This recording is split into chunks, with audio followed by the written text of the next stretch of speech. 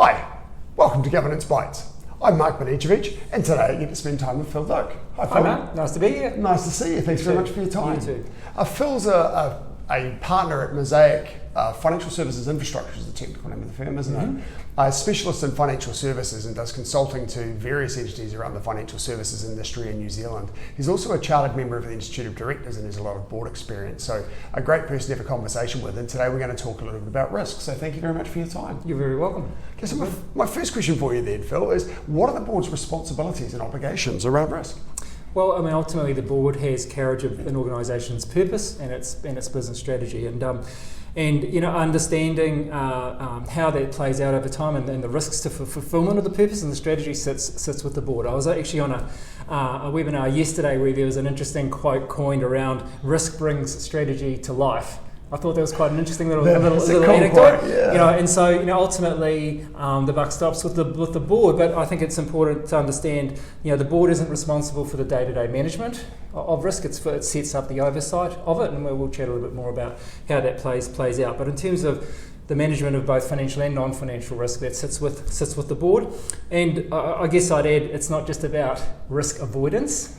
It is about risk management. And there's plenty of examples over time where business models have been disrupted because there was the appetite to actually take risk to pursue it through the strategy of a business wasn't necessarily there. So I think the responsibilities sort of come down to establishing what the risks are, the conversation about what the appetite for risk is, what's the strategy to manage it, practically how that's going to play out through the organisation, how do you oversee the implementation of risk. Does the business is it resourced well with the right skills and expertise to do that? And then I think another key part of it is ensuring there's, you're there as a director to hold management to account at the end of the day, and how you do that in the risk context sort of fits with part of the what the objectives are. Okay, thank you. Because as you suggest, ultimately business is about taking risk, right? So you have to accept some risk, and as you say, the board's duty is very much about setting that appetite, deciding what risk they'll accept and then what risk they don't want to accept, whether they mitigate it or avoid it or what some of the strategies. But there's always going to be this level of risk. And you've also suggested that the board can't do everything around risk because the board isn't involved in the day-to-day operations. So to a large extent, they set the framework for it and then delegate it through to management to be looked after on a day-to-day basis. Is that? Yeah, that's part of it. And I guess we're going to chat a little bit about how they might do that, right? And I guess the frameworks that might support that. So. As we were chatting earlier, there's an interest in sort of exploring the concept of an enterprise risk management. What do we mean by that? And I guess that is a concept that is, I think of it as almost the architecture for how risk is managed within the business. A business. So it's a holistic, it's a conceptual framework, but it has with it really the practical elements that support the management of risk. And it brings it together into an overarching framework that provides a reference point over time for how boards can look at how we're doing in certain of those elements, right, that sit within the framework. So in some of those elements are, the strategy, the business strategy, what are we trying to achieve? The risk appetite, which you've talked about, which is an important component. The risk management strategy itself, and then it's how it's implemented. So yes, you've got your normal risk artifacts, your risk registers, your policies, procedures, controls, the reporting, the data that comes through to support decision making, the accountability structure within the business, who's responsible for what, and the capabilities. But there's a couple of other key components that sort of sit within that enterprise view, and one is governance. Right. So how does governance play out in terms of the role of the board? If the board's set up subcommittees to fulfil what functions, and then the really important bit I think is around risk culture. And having a view on that, right? And how, because you can have the artifacts and all the risk registers you like, but ultimately risk culture plays out every day in your front line and your executive and your decision making and within the board itself. And so how do you think about that? And is that culture supportive of the sort of risk outcomes as a business you think are key to achieve that purpose and achieve that strategy over time? Okay, right. So the framework that you're talking about here is your enterprise risk management framework, and you've talked about a number of components of that framework.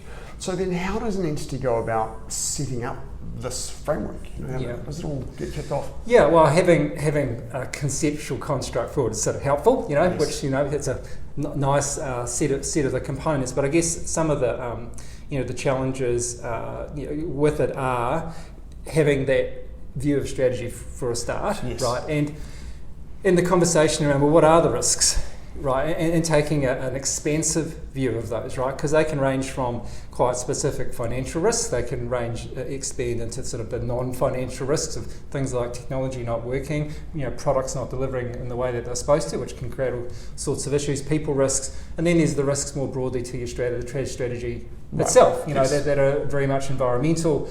Whether it's the risk of new technology disrupting your business model, risk of regulatory change that was not foreseen disrupting, your business model. So I think, all those sort of things that sit around, a strategy conversation. So, you need the framework. You need to have an expansive conversation around what are the risks with that. We've touched on the appetite for certain things going off the rails or otherwise. And then again, I guess beyond that, having that view of clarity around accountability structures, culture, how does that all support and is going to support your business outcomes over time, and importantly, where does that sit today? So I think sometimes I've been involved with clients where we've got the framework, and it's been helpful to cast a lens over the organisation using the framework today. Yes. And the degree to which all those components are coherent and self-supportive of the business's outcomes versus what's the trajectory of the firm, where's it going, where does it aspire to be, and what needs to change over time. Like if you're going into a product area, for example, that might be new, and that might bring new risks that go with it. So how are you thinking about that? And so I think, in terms of the board being able to manage against that enterprise risk effectively, having clarity on those things is important, and understanding where your current capabilities sit today, and and I think being able to engage with the management team constructively and to be able to challenge constructively the view is important. So I think boards that operate well are pretty dialed in on those sort of. Right, absolutely. Aspects, right? You've mentioned a number of different tools that a board can use to manage that risk, and one of the tools that you mentioned in particular was a risk register. And from what you've said so far, it's certainly more than just considering what your risks are, putting them on a register, and then reviewing that register every board meeting or something to see whether it's changed. So, what else would you do? If you're setting up a company, you maybe growing quite quickly, and somebody's come in and said we need a risk register. What do we do with it? Well, I think the risk register can play an important role, but I think what's the value of creating the register is actually the conversation. Right. Yes. Right. And I've been involved in some discussions with the board where I've said, forget the register today. Let's go around the table individually and collectively, and I'll ask the question, well, what do you think, given our purpose, given our strategy, given what we're trying to achieve, given the market, what are the 3 or 4 risks that are going to keep you awake at night? Yes. Right, and it's an interesting conversation to have, Very much. And to sort of surface, what those are, and then obviously that's not the end of the conversation. That's the start of it, and if you've got a board that has brings some diversity of views and life experience and perspectives to that, you'll get a wider view of a more expansive view potentially of some of those risks, and then clearly you've got your executives' view and their experience that they bring to the table as well. But I think the starting point is purpose and strategy, the conversation around the risks to that, and it is a conversation which then informs what lies in a risk register, right? Yes. But you can have a risk register that can go down layer on layer on layer on layer. Yes. And I think there's a challenge there to be able to see wood for the trees and being able to surface what are the most critical ones that as a board we need to be focused on versus the ones that, look, we need to understand how that management has the right controls and processes in place to deal with them. Yes. right? But we need to particularly focus on these things, and that's not a set and forget. No. Right? No one probably had COVID on the risk register. Interesting. Some might have had something like that if they remembered about bird flu. That sort of predated it a bit, right? But the conversation, it's a living thing. Absolutely. Okay, so I think I think that's a key thing. So the value of the register itself is really just to make sure that you don't take your eye off the ball in any of those things that you've thought about in the past. And as a board, you want to keep focused on those significant ones and make sure that they're under control. And the ones that are less significant, where you've been able to transfer the risk through insurance, for example, you just check and go, everything's under control. Well, I think you've also got the risk register. It's not a fixture. It's dynamic, right? Yes. So I see registers that end with a column that says residual risk. We're happy with it. It can't end there. Mm-hmm. The question is, well, okay, that's fine. You think you've got that covered, but what's changing in the business now? Yes. And what's going to change? Yes. Right? And where is there tension around some of these risks, depending on where the business is at any point in time, right? And so, I think it's a dynamic thing, and that's why, as I say, the register is a living thing. It's a dynamic and needs to be looked at in that context. But that, and the manner in which that happens, sort of goes to some of these other elements which form part of the framework, which goes to, well, what is the information that's surfacing to me as a director that informs me as to what's changing in the business? Where am I getting information from as a director to exercise my independent view, to challenge management as to the risk changing inside or outside the business? Yes. And then there's that sense of culture, risk culture, which I talked about before. What is the voice of risk within the business? Is risk seen as good business practice, or frankly a pain in the butt that's just going to tell me the 20 things that I can't do, as opposed to enabling me to get the things done? And there are things that I think are really key from the board's viewpoint, is because you set the tone on those things. And there's a great book called The Fish Rots from the Head Down, right? Which, if you want a read of something at some stage, I'd recommend it, because it says, it speaks to that tone from the top. And that covers not just the risk components, it's ethics and all manner of a bunch of other things. But, in terms of the organisation's posture around risk, it's a really key. That was actually the other point I was going to pick up on from what you talked about before, was about this concept of risk culture, because, as you say, it's a very important aspect of it. And I often say, when I'm talking to students or talking to businesses and things about risk, it's risk that sees companies fail. Companies that carry on with their strategy going well, or if they don't have a strategy, they're plodding along for day to day without significant side wins, they tend to continue. But it's when something unexpected comes along that's when companies tend to start to go downwards and eventually fail. So managing risk is such an essential element, and as a company gets bigger, as you say, the culture around risk is very important. So what does a board's involvement in establishing that risk culture and making sure that it is right for the risk appetite of the board? Yeah, well, I think it's having a cohesive perspective and a unified perspective of what the outcomes are that you're trying to achieve, and what does good look like. And culture is probably one of the most challenging pieces to manage. And as a director, you're not in the business, right? But you cast a long shadow. Yes. Right, and it's something I was always told, as an executive and moving to a senior executive position, don't underestimate the length of the shadow that you cast, based on what you say, what you do, and as much what you don't say and what you don't do. Right, yes. Right? So as a director, you're not in the business, right? But your tone, whether the message you're giving bad news is shot or otherwise, that tone sends ripples through the organisation to differing degrees. And the dynamics there can play out. So I think there's a starting conversation to understand what is our posture as a board, what is the messaging, how do we want our business, whether it's the business or the administration, the NGO, whatever it is, it has the same effect. What is the messaging we want people to feel about risk? Is it okay to make a mistake? Yeah. Is it okay to speak up? Right, yes. Right. So we want you to speak up, right? So the person that speaks up, it needs not to have been thanks very much for coming, Yes. And it plays out in decision making, right? Are we going to go? And there's always pressures commercially to get to market on stuff, right? Yes. And that's part of the strategy. And there's risk in whatever you take to market. But how far? And we're seeing it play out a little bit. Within the industry at the moment, and the COFI and the conduct reviews underway, where there's decisions made about whether to invest in certain tech or not, or to defer or not. Yes. And that's a risk decision, right? Absolutely. And it sends messages around, at any point in time what you think's important. So I think one of the trends that we're noticing in our industry as well is more and more firms have a chief risk officer, right? Yeah. Somebody that's absolutely focused on that, and that sends a real signal through the company that risk is a major concern. Yeah, it's interesting. I mean, you're right. I mean, I found it interesting just having been in the sector for a while now, Yes. both in banking and wealth and funds and things. I've observed there has been a proliferation of risk roles. Yes. Right. I mean, it's a proliferation now.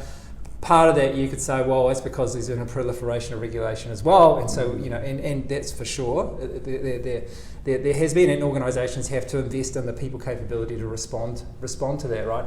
But the challenge I think that can create is who's actually accountable. We are like within the organisation. How does line 1, line 2, line 3, which everyone is sort of like the mantra for what a good accountability should be. That's fine in theory, right? But depending on the size, shape, scope, complexity of an organisation, they might not all have the lines as delineated as that, right? Because they're just not at the same scale, right? Yeah. But equally, when you do have the scale and you've got all that in place, there's a decent body of thought that says there's some real issues to be managed. The 3 lines is not a panacea for solving everything, and particularly if those lines, you still need collaboration, you still need sharing of information, and this again goes to aspects of risk culture, because does line 1 so as they think risk is compliance's job. It's not mine. I'm just here to sell stuff, right? Yeah. I'm here to deal with this customer. Don't deal with right. The other people that say no. That's versus. I'm in the client direction. I've got carriage of risk. Yes. Right, in the manner in which I'm interacting with my clients, and the way in which I'm fulfilling their needs, and the decisions I'm making about taking a product or developing a product, and taking that to market. I want that to be a quality outcome, and my thinking around risk is part of that, and that flows into how different organisations, to varying degrees, incorporate risk into their product development, service development cycles. And there's the nice term of compliance by design, for example, which has that as an overt part of of developing new solutions and stuff. So, but that's just another example of, of risk culture, but also accountabilities within an organisation. And as new things get created and work through their decision cycles, what are the questions that are asked at each point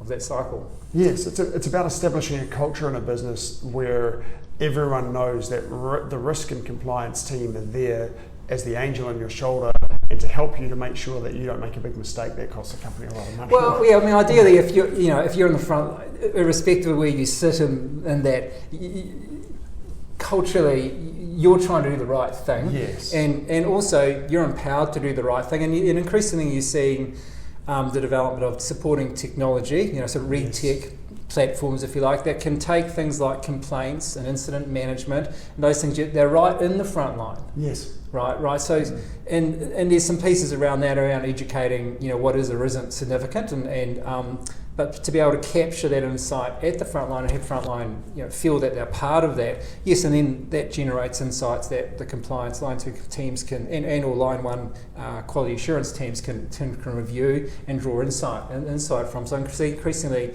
you're seeing the ability to leverage technology to help with some of those things. But like all technology, whether it's that or a CRM platform, it's about behaviours and education as well. And and it's interesting, even when you think around things like incidents, depending on the person who sees that an incident, they might look at it and go, I don't think that's a big deal. Yes. Right? And then someone else who maybe has had more experience, has more knowledge of the organisation, more knowledge of the market, might look at that and go, that's only one thing, that is a big deal, right? So, and I guess that's part of, as you build culture and you build the framework up, because that's not a risk issue, right? That's it's way too detailed. That's at a front line and thinking empowered to put their hand up on And that's something. where the training and stuff through the organisation. Yeah, and is just so important. betting it just becomes, it's part of how we do it. It's about delivering better outcomes, whether it's for customers, our shareholders, all the employees, all the stakeholders, because no one likes things going wrong like that. But equally, the framing of decisions around doing new stuff, and how that's thought about. I mean, you still want people to feel you do have to push the boat out on some things, right? Because you're not going to go forward without taking some risk. Yeah. Well, that's been cool, Phil. I think I might have to come and tackle you another day and carry on this conversation a little bit, because there's other areas that we haven't talked about. But thank you very much for your time today. I'll look forward to catching up with you again soon. All good. And I'll see you next episode. Thank you.